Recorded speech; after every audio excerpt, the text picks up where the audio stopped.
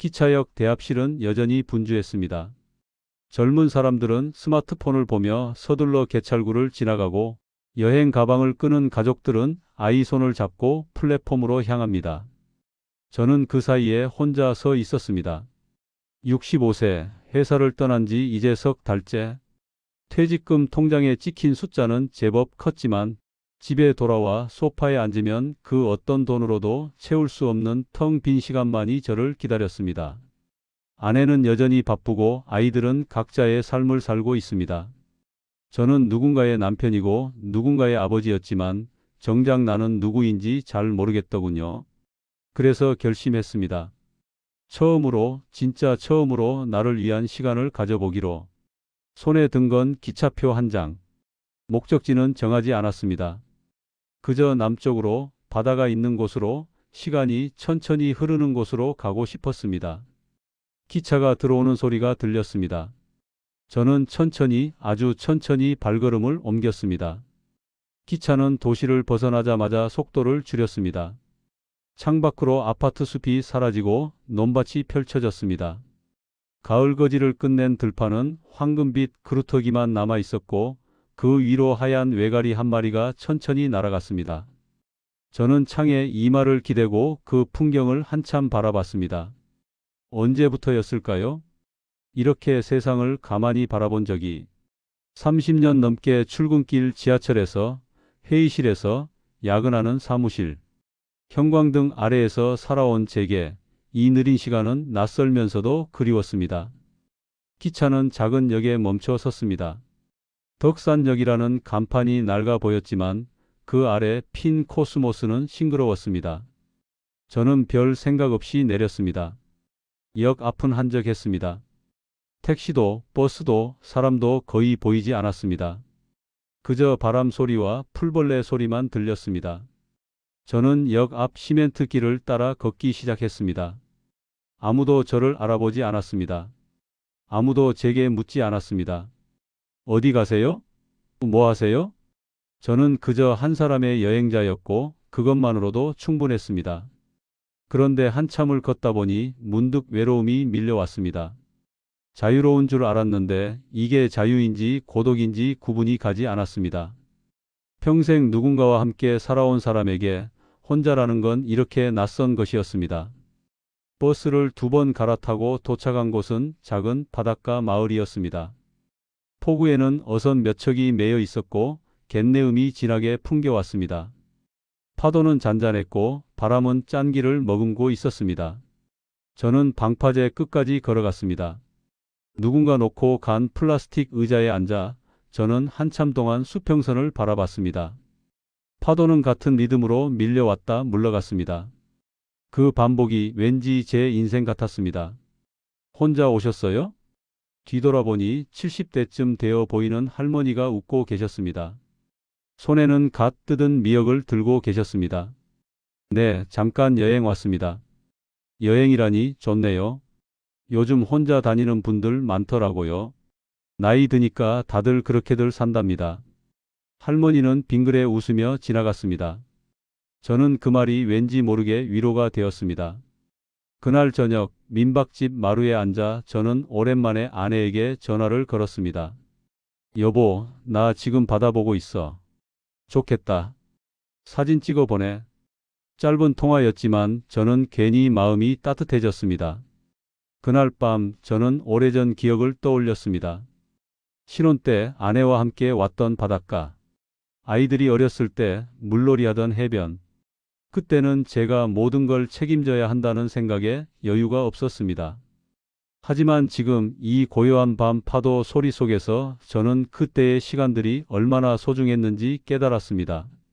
다음 날 아침 저는 마을 버스를 타고 산으로 향했습니다.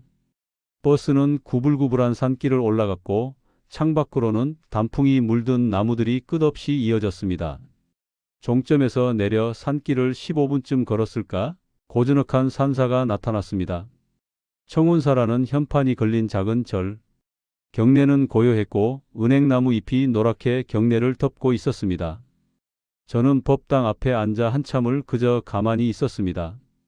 풍경 소리가 바람에 흔들렸고 어디선가 목탁 소리가 들려왔습니다. 차 한잔 하시겠습니까? 스님 한 분이 다가오셨습니다. 저는 고개를 숙여 인사하고 스님을 따라 요사채로 들어갔습니다. 혼자 오셨어요? 네. 은퇴하고 처음으로 혼자 여행 나왔습니다. 좋은 시간이네요. 평생 바쁘게 사셨을 텐데 이제 천천히 자신을 돌아보실 때입니다. 스님은 따뜻한 차를 한 잔 따라 주셨습니다. 저는 그 차를 마시며 문득 눈시울이 뜨거워졌습니다. 스님, 저는 평생 열심히 산 것 같은데 정작 뭘 위해 살았는지 모르겠습니다. 스님은 잠시 말없이 저를 바라보시다가 천천히 말씀하셨습니다. 그렇게 느끼는 것도 자연스러운 일입니다. 인생의 앞부분은 세상을 향해 달려가지만 뒷부분은 자기 자신에게 돌아오는 시간이니까요. 이제 시작입니다. 늦지 않았어요. 저는 고개를 끄덕였습니다. 그 말이 정말 위로가 되었습니다. 오후 내내 저는 절 마당을 걸었습니다. 낙엽을 밟으며 저는 제 인생을 천천히 되짚어 봤습니다. 아버지가 돌아가셨을 때 저는 장례식장에서도 회사 전화를 받았습니다. 어머니가 편찮으셨을 때도 저는 출장을 다녀왔습니다. 아이들이 학교 행사에 와달라 했을 때 저는 회의 때문에 가지 못했습니다. 저는 그렇게 누군가를 위해 산다고 생각하며 정작 누구에게도 온전히 함께하지 못했습니다. 하지만 이제는 알 것 같습니다. 그때에 제가 최선을 다한 것도 사실이고 부족했던 것도 사실입니다. 그리고 그 모든 것이 저라는 사람을 만들었다는 것을 산사를 떠나 다시 버스에 올랐을 때 저는 창밖을 보며 조용히 다짐했습니다. 이제는 조금 다르게 살아보겠다고. 누군가를 위해서가 아니라 나를 위해서도 시간을 쓰겠다고. 후회를 덜어내고 남은 시간을 소중히 여기겠다고. 사실 두려웠습니다. 나이 들어가는 것도 점점 약해지는 몸도 언젠가 맞이할 마지막도. 하지만 이번 여행을 통해 깨달았습니다.